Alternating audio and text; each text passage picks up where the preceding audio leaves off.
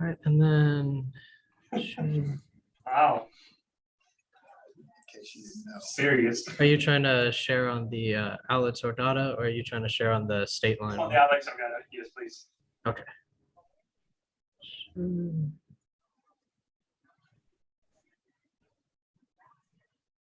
It should let you right now. Let's see, share screen, yes. Sorry about that. All right. So can you see my screen okay? Whoops. Yes. Okay. So I don't know how familiar you are with Populous, but we're a global design firm, and we design the places where people love to be together, to have wonderful experiences, and share those with lots of other people. Oftentimes, that means that we design sports venues, but we also do design facilities, again, where people love to be together. That could be convention centers, it could be airports, or it could be just major events that you see around. Like, for example, the Democratic National Convention is something that we are often involved in. Like I said, we're a global firm, and our global headquarters is actually in Kansas City. So you'd be surprised to know that you got this major design practice, places all over the world, but Kansas City is really where our main home is.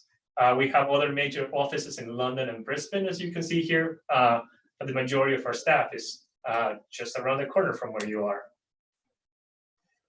We've been in practice, for a very long time, and the work that we do is enjoyed by people everywhere.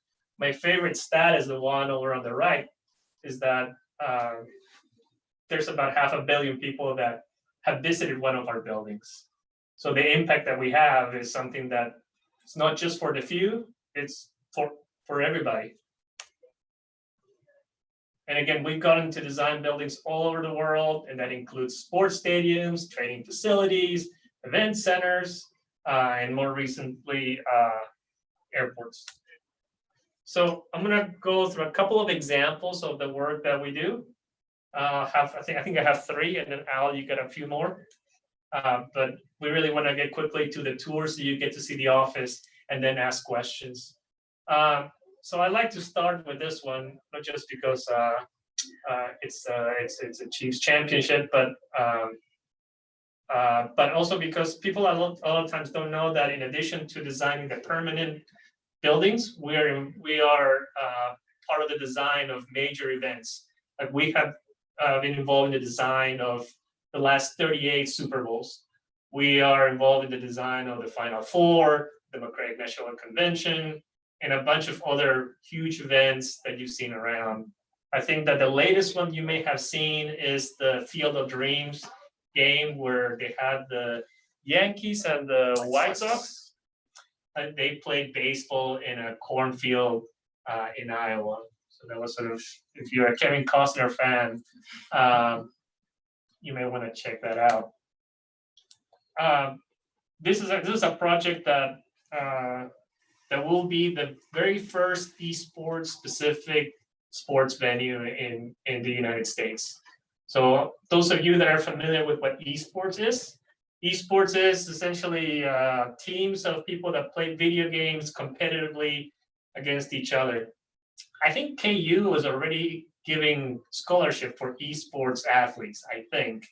But a lot of universities and professional teams are doing that. This will be the first, let's call it stadium design specifically for competitive esports. I believe that Fusion is going to be for Overwatch teams. Again, we're a global practice. This is a Tottenham Hotspur Stadium in London.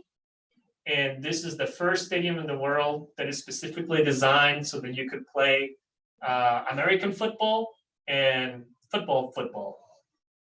The design, the field that you see in there, actually, there's 2 fields, one on top of each other, and they slide in and out of the building so that you could have, there's actually 2 playing surfaces in the same building, and it's the first of its kind. It's really quite an amazing structure.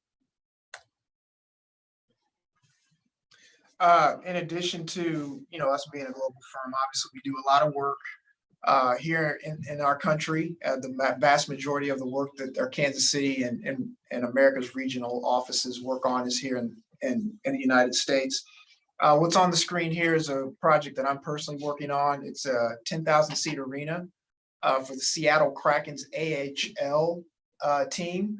For those of you who may not know who the Kraken are, they are the NHL's new expansion team. We're also working on the arena up in Seattle, where they call that home. And so, in addition to that, this here Coachella Valley Arena is their AHL counterpart. Located in Palm Springs, California, there'll be hockey in the desert. So a lot of cool things going on here, especially related to making sure ice doesn't melt in the heat. So you go to the next one, Alex. This next slide is essentially just an interior shot of what ice in the desert looks like. So this will be a really great venue for not only the AHL team, but in addition, this is going to be a premier concert venue where a lot of artists will be able to kind of kick off their U.S. tour, starting on the West Coast, moving east. So a really, really cool venue. This opens up in February of 2022. So we're under construction right now, and we're looking forward to this getting finished. Anything related to the big Coachella? I think music, something or the other? Well, we'll see. I mean, we haven't really had a whole lot of conversations around it being a part of that, but I mean, the proximity, may lend itself to some opportunities. Free tickets to Coachella. Maybe. This on the screen here is a little bit of a nebulous project, and I had to be really careful as to what I showed here. It's actually a site plan of kind of what I'm allowed to show. And the reason why I'm showing it is because this is a very, very important project for Populous. It's actually, you're actually looking at Vanderbilt University, and the gold objects are essentially the areas within their athletics neighborhood that we're touching. A very, very brief story. Populous spends a lot of time marketing and developing relationships with professional teams, owners, colleges, and universities. And this was a personal story of mine to where I essentially marketed Vanderbilt since 2012. And we were able to win a very significant project that encompasses, 1, 2, 3, 4 of those gold objects that you see are essentially buildings, in addition to some other work that's not shown yet. So just a little bit of kind of perspective as to what, a lot of our, big projects, they just don't happen overnight, right? We spend a lot of years developing relationships and trying to figure out ways to win work. So the scope of this project is essentially a basketball practice facility, which is kind of the triangular blob to the north of the football stadium. You've got a south end zone renovation, which is south of the football field. And then across kind of the way there is a large indoor practice facility for football, in addition to a football operations and administrative building. We'll also do some work for additional sports within the athletics district. But yeah, I apologize for the for the kind of diagram. But again, this is a pretty confidential project, but the public has seen it's like this. it's redacted, like instead of the black marker, Right. it's the yellow. It's yellow. So okay. But I wanted to show this because this is a big project in our office, and it was a very important win for us earlier this year. And I think that's one of the neatest things that one of the challenging things of the work that we do is that a lot of the work that we do is oftentimes confidential. We can't talk about some of the things that we'd love to tell you about. Like I would love to tell you about some stuff about Super Bowl, but I'm limited in what we can do about that. But we'll try to explain as much as we can without, getting in trouble. Right. All right. That was it. So I'm gonna if someone has stop sharing. Oops. I'll do this. Stop sharing. Okay, there we go. So we're gonna go and maybe walk around the office a little bit. Have any of you been to our office here in Kansas City? Or it looks like I can only see a few of you, but it sounds like most of you have not, correct? Okay, cool.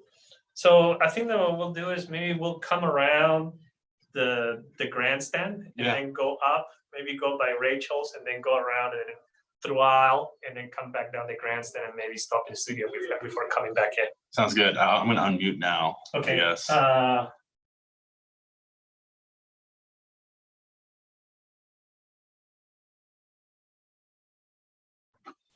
right, we're trying to figure out how to do the audio so that it doesn't just go beep. So you're gonna see a new camera and maybe you try to spotlight them so that you can see, or maybe can you spotlight Tim? Yes. Do you guys want to have it be split like this, or should I just have him just be the main focus? Yes, and then we'll come out there and meet him. Okay. Let's see if we can do this. We've done this before. Yes, once before. We have. I think that you can also go in and try to like look for Tim. You hear me right now? Yes, we can. There we go. Okay. So let's I think I'm go. unmuted now. There we go. There we go.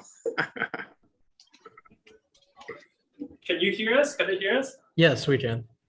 Awesome. All right, so maybe we'll just move some over here, and then what we're at. So this is what we like to call is our grandstand space, and you'll know what we call it that as we go around.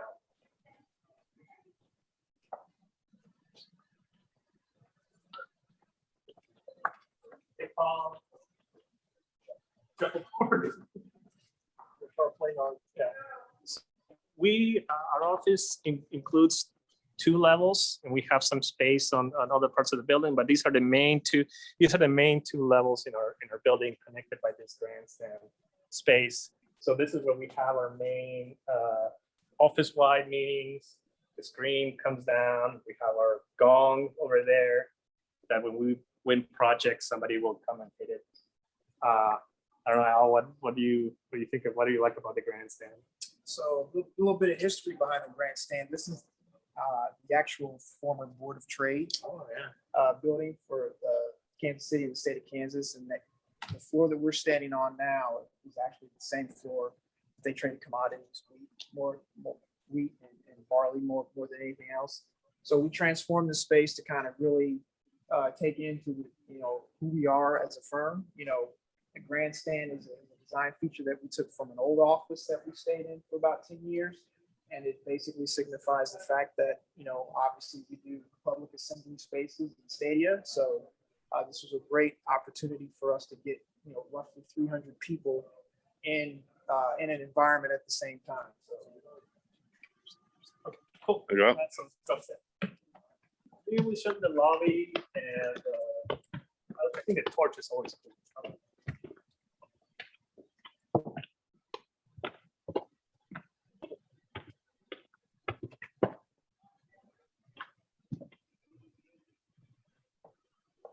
Our lobby.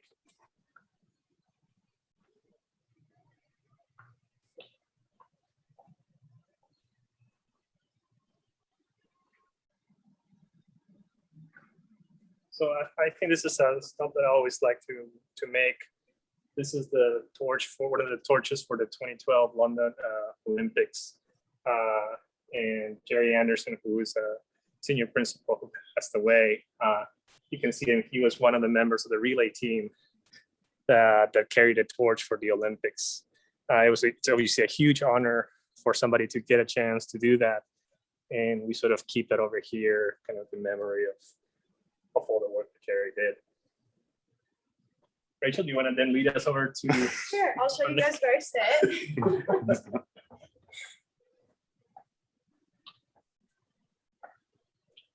So the 2 floors of our office sort of look like this, where we have a floor plan. I sit right over here on the edge, and the whole project team that I'm currently working with on the arena project sits in this one area. So it's really great for collaboration.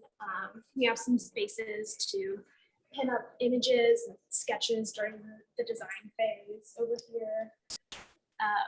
And it's a space that I think helps us work together and also embodies that Populous is about communication and collaboration and having those open lines from people like me who just graduated all the way up to, the principals in charge who've been working here for over 20 years and, we sit 3 desks apart. So is this your project? Yeah, so this is, these are just some images, renderings. I'm currently working on a new arena in Long Island for the New York Islanders hockey team. So this will be their new home. It is right by the Belmont Park, where the Belmont Stakes races are run. So this is the first facility, and this is where the new arena is going to be. And then the whole site's getting developed too. So when is it opening? It is opening in November of this year, so a month and a half. A month and a half. Are you into the site? You've been there, right? I have, yeah. So how is it getting built on time? Is it happening? Yeah, it's gonna happen. It's lots of pieces getting put into place, and it'll be open in November. And yeah, it's been great to be, as a new grad, to be able to get to go and visit the site and see all the construction.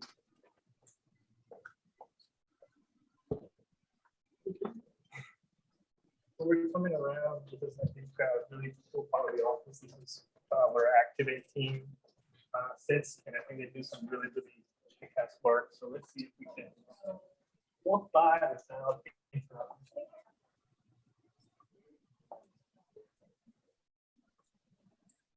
Yeah, some things on the wall. Yeah. Okay. This is perfect. Oh yeah, can you talk about this? Yeah, so our Activate group, they're our brand activation arm. And what that basically means is they help bring a lot of the interior spaces to life from the fanfare standpoint. Here on the board are a few examples of some of the work that we've done. And we use Activate because, again, we want to kind of bring these spaces to life. So we've got the Chicago Cubs here. We've got a couple of, these 2 images are actually projects that I worked on with Activate. And that's a couple of installation pieces of George Washington University.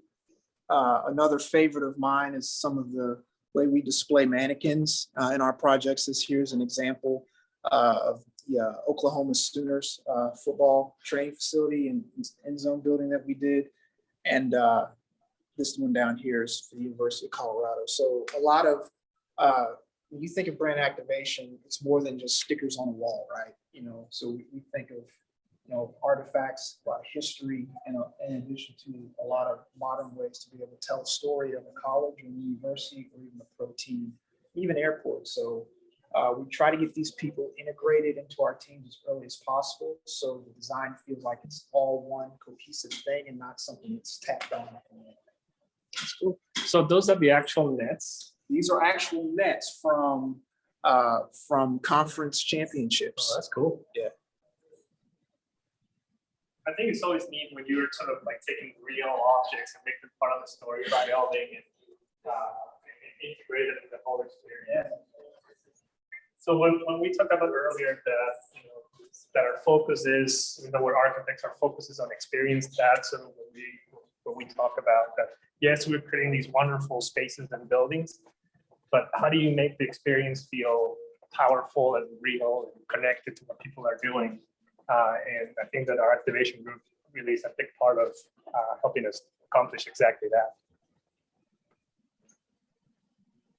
Lawyers, accountants.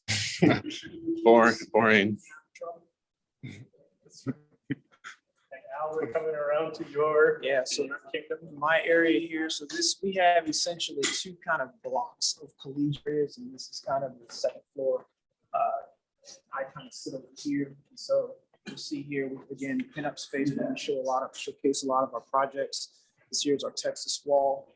The University of Texas just completed the South End Zone expansion. I don't know if you saw the game, maybe the last week or week before, but the South End Zone here is complete.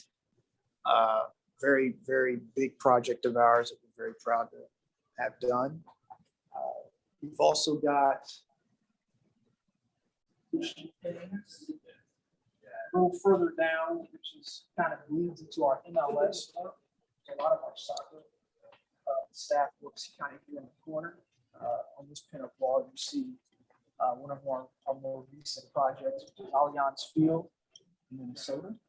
A very, very sleek and modern take on American football, the American version of soccer. It's not that. Well, anyway, this is an award-winning design here. We've also got the team that wrapped up FCC Cincinnati. We're one of the premier soccer designers, especially as it relates to MLS in the world. So Cool. Go downstairs. Well,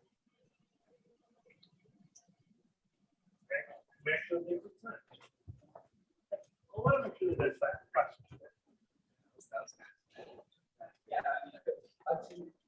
It will come down. It will skip studio, but we can see some of it.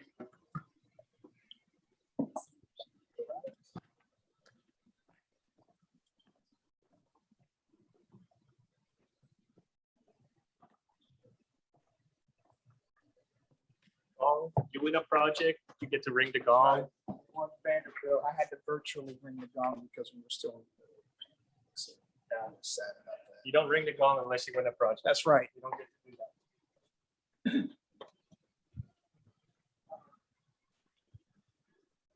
So these are a couple of projects that are at different stages. This one is just finished design. It's a new convention center over in Canada, up in Calgary. And I think we're really excited. It's got a really kick-ass design. I don't know if it started construction yet, but if not, it's pretty damn close. But we're really excited about that.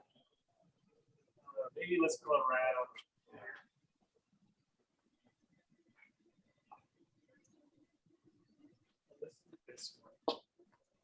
I think this one's cool. So in addition to designing, buildings, we like to think that we are thought leaders about the future of architecture and design in the world. So this is a piece of research that we just completed about the convention center of the future and what will it mean to come together and be together and meet way into the future. So you can see a lot of the results of that bit of research. Okay.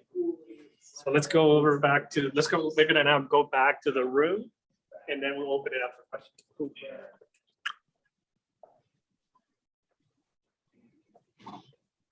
So if you think of questions to ask, they should be good.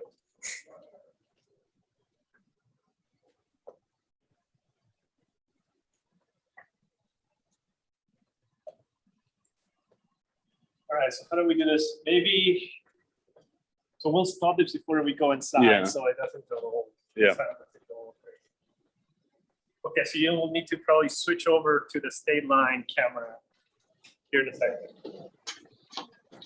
It's so weird.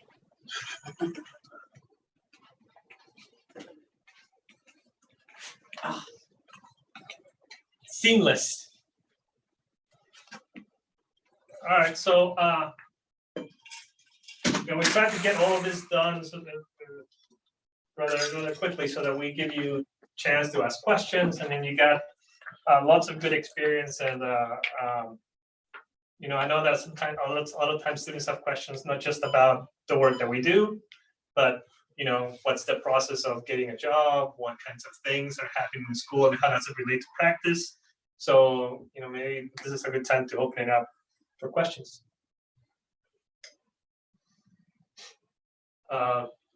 Madison? Hi, thank you so much for your time this afternoon. This question is mostly directed at some of the recent grads in the room, but how has the transition from college life into Populous been like, and what are the types of support that you've been offered? That's a great question. I think I've had maybe a slightly unique experience graduating in the middle of the pandemic. So my transition at first was working from home for a while. And one thing that was really nice was that we didn't have a full-time work from home. We took basically 2-day shifts. So 3 days a week I would work from home. 2 days a week I could come into the office. And I feel like that was really helpful in, meeting people. Now that's a unique experience. But I do think that it kind of shows that Populous really does appreciate its new grads and tries to really incorporate us into the fabric of the firm. I worked in the studio for a while when I graduated.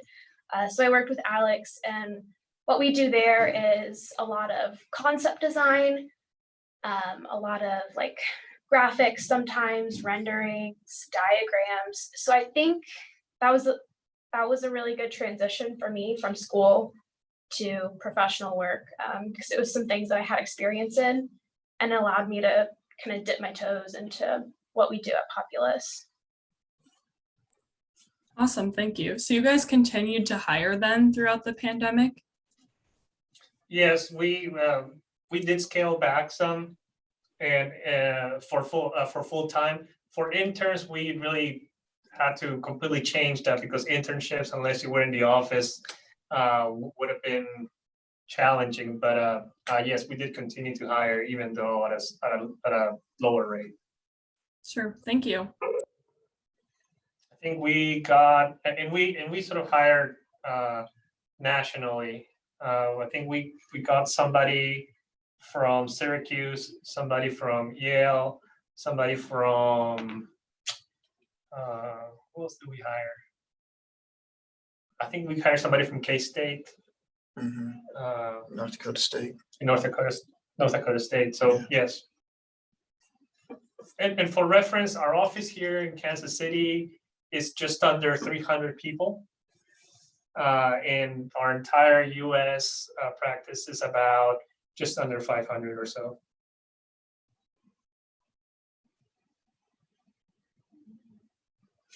Nick, so I cannot see everybody at others. So if you sort of are doing something, I may not be able to see you. I only get to see a handful of you. Okay. I just had the question of what do you guys look for in interns, and what's your hiring process like for them? I can talk about the process. You can talk about what we're looking for. All right, we'll split it. Yeah. So, I mean, I think that we are very entrepreneurial, we think, as a practice. So we're looking for people who have an idea of what they want, and they are going to try to go get it. So if you're looking for a place where you're sort of just sitting around waiting to be told what to do, then this is perhaps not the right place for you. Obviously, we're looking for, besides that sense of initiative, we want somebody who has strong design skills and the ability to solve complex problems. The projects that you saw, the size of those projects, we get to solve some of the most complex problems out there. So we look for people that we feel will be able to tackle those complex projects. And I think the process, it's not too, it doesn't deviate too far from pretty much anywhere else. I mean, there's an obvious application that you fill out. It's screened amongst several of us, and then you're called in for an initial interview, and then there's portfolio reviews and discussions. I'm going to be very high level here because I don't honestly know the timing of everything, but I think I do know Alex and I are actually on the new grad hiring committee. And so here really soon, we're going to start looking at portfolios and start screening candidates, who have an interest in Populous. And like Alex said, what we're looking for, it's a good portfolio is great. I mean, it's actually very paramount.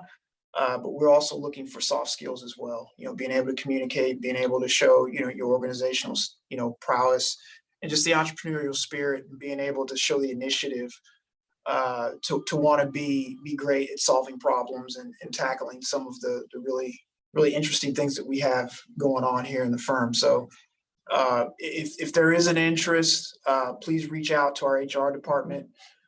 And they'll definitely tell you, when the process gets started. But I do know it's coming up soon for us to start, our early evaluations. And I know that the entrepreneurship comment seems sort of very nebulous, but it's very true. So for example, when we first started looking at esports, it really was a handful of younger staff that even knew that this was going to be a thing. And this was probably like 6 years ago, when it was in, nobody over 40 knew what even esports was.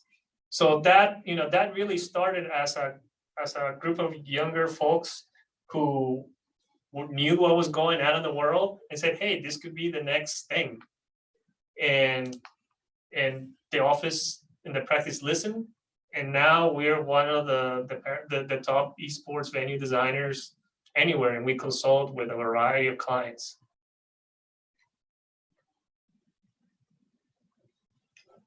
I had a quick question about the esports side of things, because I'm currently working on this semester on the American Esports Museum. And I'm chronicle, I'm going all the way back from the 70s to now to see the rise and how it came, because a lot of people think that it just started coming about. What's the main sort of concepts or things you look forward to putting into an esports arena or any type of venue to really get people in and showcase the stage and where they're actually participating in the screen size and whatnot? There's so much to talk about on that. But maybe I'll probably run into the Populous studio, because I'm probably going to be there when you do your final presentations. But I would say that on a technical side, esports venues require a lot of space for technology and AV equipment. So there's a lot of, from a planning perspective, there's a lot of space required for server racks and power, and all that stuff. Again, not super glamorous, but we have to know that stuff because that's what you need.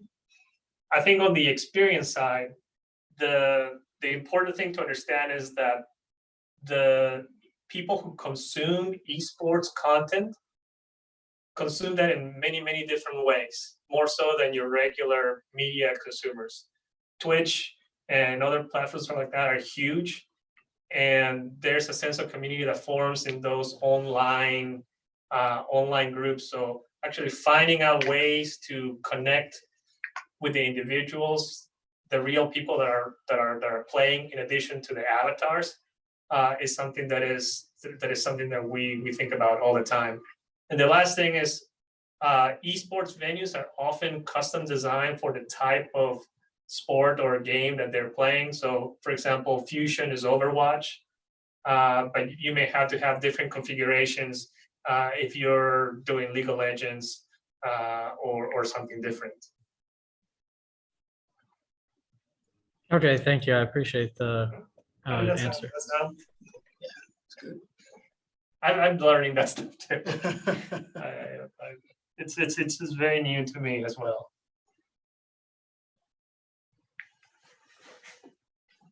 Okay, I'll jump in. So like, what are some ways that like as students we can kind of get our names like out into firms? Like I know like attending firm visits like this. Do you guys also offer like shadowing and kind of opportunities like that for us? Yes, I mean, I there's a couple different things for that question. I think one of the best things you can do is, I mean, attend things like this where we can see your face, meet you. I think that's really good. I also think just like going through the process of applying and making sure your portfolio is in good shape, that helps a lot. And then, continuing to reach out, like if you know someone, keep in touch, or, you know, email HR and say, hey, I just applied. I'm really excited for this opportunity. I mean, I know that sounds really basic, but those kinds of people skills really help of following up, keeping in touch, that sort of stuff. And I think actually you probably are much savvier than at least I was when I was in school. Like I'm a very good example of what not to do. So I put together my portfolio and my letter and figure out who the HR person was at the different firms and send things in the mail and waited and did nothing. Which is definitely not what you want to do. You obviously have connections with people in firms. Your professors know people in firms. Your friends know people in firms. Use those connections, and you know that's a skill that will be useful in your professional life and forever. You know, when you're trying to win a job, going out playing golf with somebody, going to dinner with somebody, that's how you can begin to build relationships. So if you can do that now, do that now. I mean, invite somebody to lunch. Everybody's up for a free lunch every now and then. So that's how you get to meet people and build relationships. Okay, thank you. I have a quick question. You mentioned a little bit about that portfolio. I know this is probably a question you get a lot. What's some things like you see in like students' portfolios that point out to their personality, or that point out like the kind of traits that you want to see, like as in like hard work and everything? What are those things that you see? That's a good question. Yeah. Megan was here. She would say, "Don't make sure you don't have any typos." Yeah.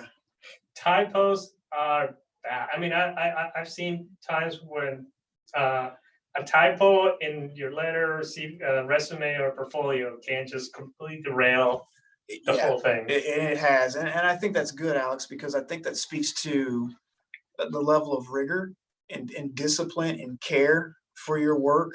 I mean, we may be harping on the fact that you missed a comma or you misspelled, you know, a word, but I mean, these types of things translate into real world experiences where that could, and it has, cost us projects. I mean, I can speak to a couple of different instances where typos and grammatical errors have gotten us removed from going after a project. So, I mean, it's just being able to be thoughtful and taking the time to produce whatever it is that you produce, whether it's written or graphic, or even how you present yourself, is critical. I like the way you kind of described and asked the question about personality and being yourself, because that's one of the things that I personally look for, and I try to read through when I'm looking at a resume or reviewing a portfolio, is what type of person are you, and you know, allow yourself to be yourself without having any fear of retribution or anything like that. So I hope that answers the question, but I think the takeaway is just make sure you're really thoughtful in everything that you produce. Thanks, Al, because you asked a question and I answered a completely different question that you didn't ask. So thank you, Al.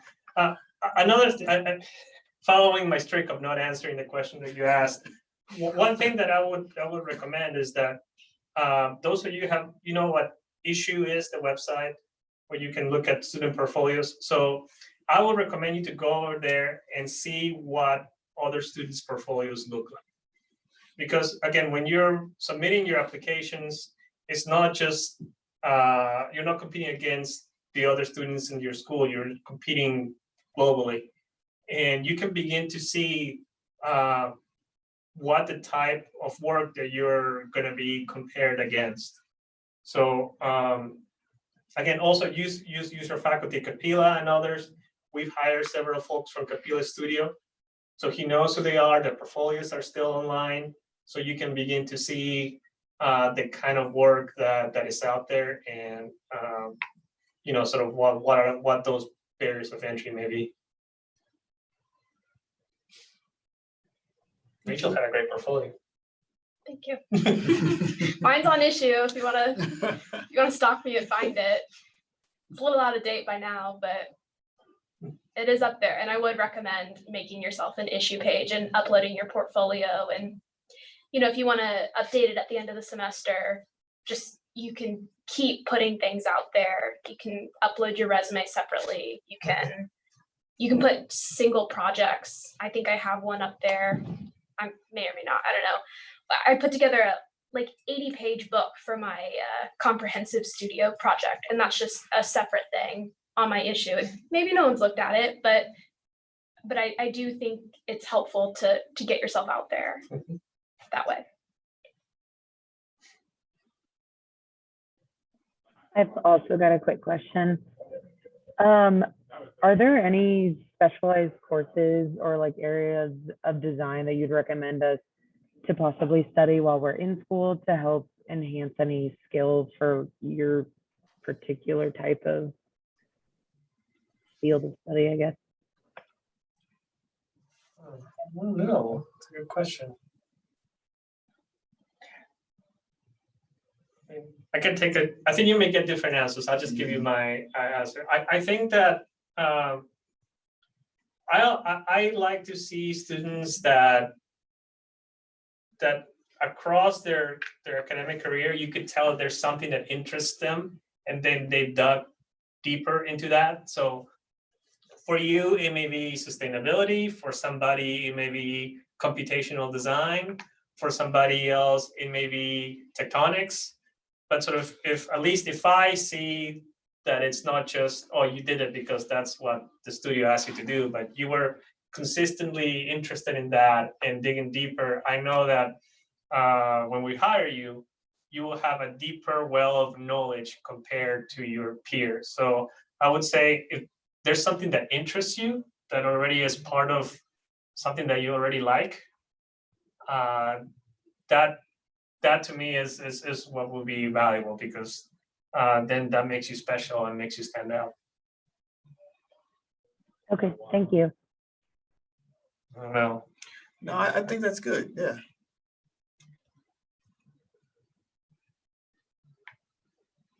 And we can teach you Revit. We can teach you, all those things over here.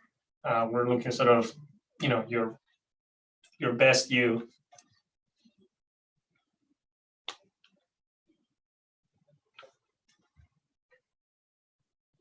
I have one. As a firm, how much are you guys traveling to your sites on projects that you guys are working on? And has COVID kind of like made you guys realize like, oh, hey, we don't need to be going as often since we have like Zoom and stuff now? I'll take that. You want me? I'll start. I think COVID has definitely changed the way that we do meetings and site visits. I think especially maybe in the earlier stages of the project, we've learned that we can do some remote work. I do, however, think it's incredibly useful and important during especially the middle to later stages of construction that we have someone consistently on site, watching over things, looking how things are going. I've traveled to my site that on the project I'm working on a few times, and we started construction just before COVID, so we've been hit by all of that. And over the summer and through the next few months, we have had people out there almost constantly. And I think it's really important. And for something that you guys might relate to, I also think it's been a really fantastic learning experience as someone who recently graduated. So if you're ever having the opportunity to go on a local or farther away site visit, you should definitely take that opportunity. Do you think that? No, I don't think so. No, you covered it. I think it's also good to go at the early stages. We get entrusted to do such important buildings that impact so many people, that I think that it's valuable to understand sort of the local culture and how people are and how they behave. And I don't mean sort of local culture in an exotic sense, but you imagine as you go to KU, the campus means something to you. The campus functions in a particular way, and you know that through living there. And I think that as designers who work on campuses often or big cities, we owe it to you and the users to understand what's important to the people in that campus or in that city or in that community.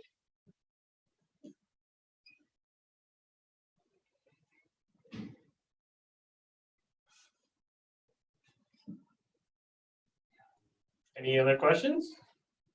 Yeah, I have another one. What type of workload should you expect as an intern or even just someone coming into the firm? How heavy are you going to run straight out the gate, start working on projects, or is it kind of take it at your own pace? I think you can partially customize your workload to what works for you. I do also think as an intern, just generally speaking, it's a good idea to take all the opportunities that come to you, because that way you're exposed to more facets of the professional field, more people in whatever office you're working in.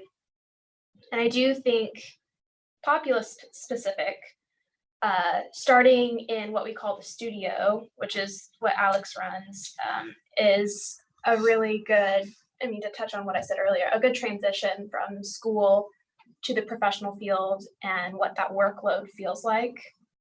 Because it's a good sort of bridge between what you might be doing in school versus on a construction project. Al, how hard do you fully make your team answers that work? question. Well, as someone who leads project teams, I need to be careful of how no, I'm kidding. I'm not bad. I don't think I'm bad. How hard do you yell at your team? I don't yell. I'm not a yeller, for one, but no, seriously, I think Rachel covered it. I mean, I kind of attribute that question to, in a roundabout way, our culture. Our culture here is, I don't know if you heard me when we were showing you the ping pong table and the shuffleboard during the tour, a work hard, play hard environment. The projects that we work on, the people that we impact, and the volumes of folks that experience our visions lend itself to having to really, kind of buckle up and work really hard together as a team. We're a very collaborative environment. And so I think that makes the times when you do have to put in that extra time a little bit more palatable, because you're with people and you're with your team and you're with folks that you like. But at the same time, we have a really, really good time together. Right. So from tailgates to sporting events to, what's going on there? Sorry, Pat is showing us a model. I'm sorry. Oh, you're fine. To social things with families and happy hours with one another. I think, you get out what you put in, right? So, we do work hard, but, it's a balance. And one of the things I'm really happy to say in my 17 years here is that the culture has always been a very good working culture, and it's getting better as we continue to really focus in on work-life balance, mental health, and really trying to, really treat the whole person instead of just, who you are as a professional. And I think that, as I look back to the times when I had to work really, really hard at things, I often look back at those moments as moments of growth where I learned a lot, and I often think, oh, that was cool that we did that. I mean, even a few years ago, we talked about how we do the Super Bowl every year. So we have probably about, 80 people go to the Super Bowl and sort of work the site. I thankfully got sort of a really easy task, but it was still, we had to be at the stadium, I think like at 5 a.m. And we stay there up until I think 2 a.m. after, because we had to be there until after the teams had completed, after the confetti had fallen. We did kind of go on the field and drink on the field for a little bit, but we had to then wait for everything to clear. And, we were all absolutely exhausted, but, and we had to be there at 5 a.m. But sort of standing there with the confetti on the ground and sort of everybody essentially just being so happy that the event was successful. I don't think anybody there thought, oh, well, I should have winged this one. I think everybody felt just happy that all the hard work had paid off. And I think that especially the projects that we do, we sometimes live for those moments.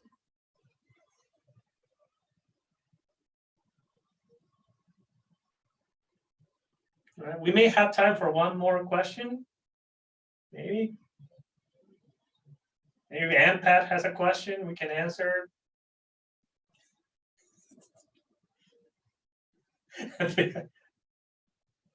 She's looking for. Somebody's coming up, looks like. You muted. Do I have a question?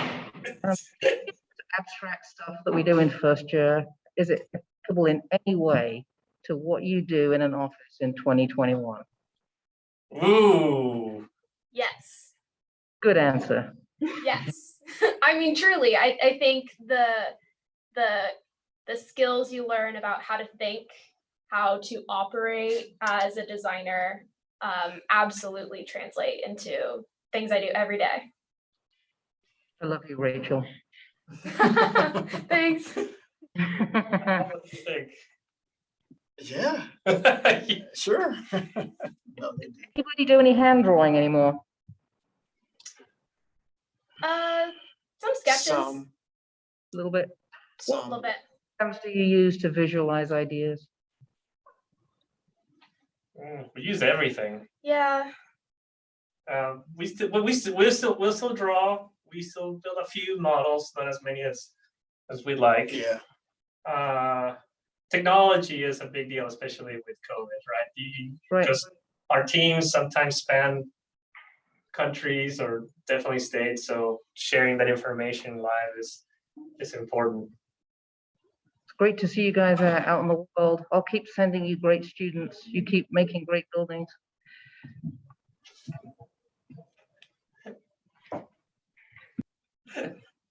I don't know if I can top that. Yeah, that's a great way to end. I don't know if so the good thing, again, building relationships with people in practice. Now you know us, now we kind of know you. You obviously have our contact information. Don't abuse it, but you have it. So I think that this is how professional life starts, right? You meet some people, over a Zoom call, over lunch, over dinner, over drinks, on a game, and then you build those relationships, and then those turn into opportunities. And being smart about how you use that information will pay dividends for you. But you have to learn how to nurture and develop those things. I don't know if you have any wisdom, Al or Rachel. I mean, let's hear from someone who just got out. Just got out. Just got out. Gosh. Yeah. I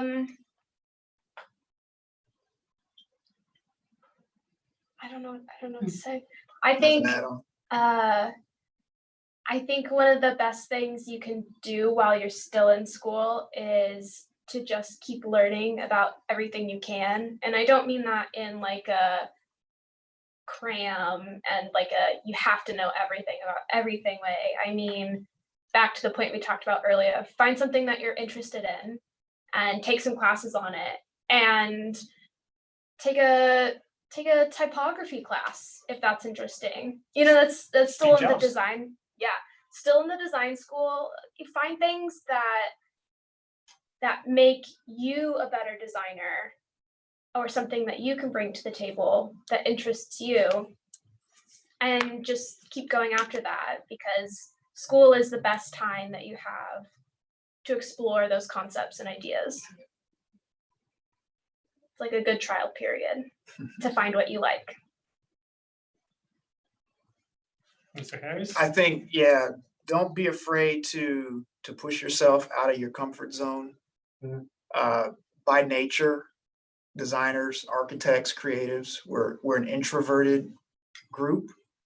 It takes a lot for us to get out and speak, and communicating is, I would argue, one of the most important tools and skills to develop.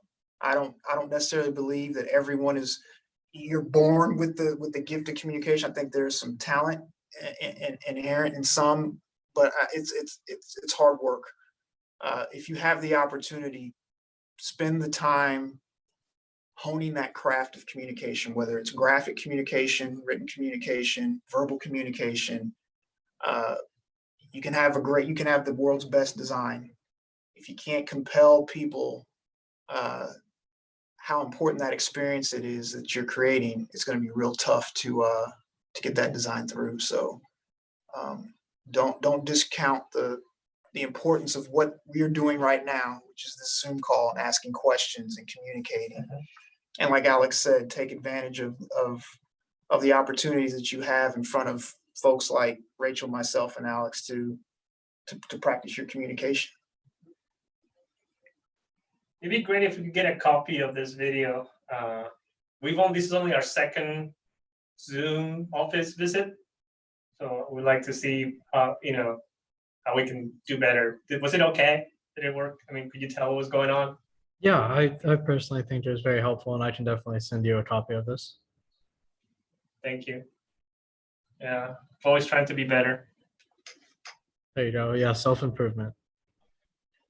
Well, it was nice to meet all of you. I think we definitely appreciated your time and the efforts you guys put forward to really show off what it's like to be in a professional environment. So we definitely appreciated you coming on and talking to us about that. I have my email down here in case anyone needs to reach me. I just put it in chat. I thank you all for coming, and thank you for kicking off the semester with the first firm visit. See Number y'all. one. Have a good semester, you. guys. Thank you. Thank you. Thank you so much. Thank you.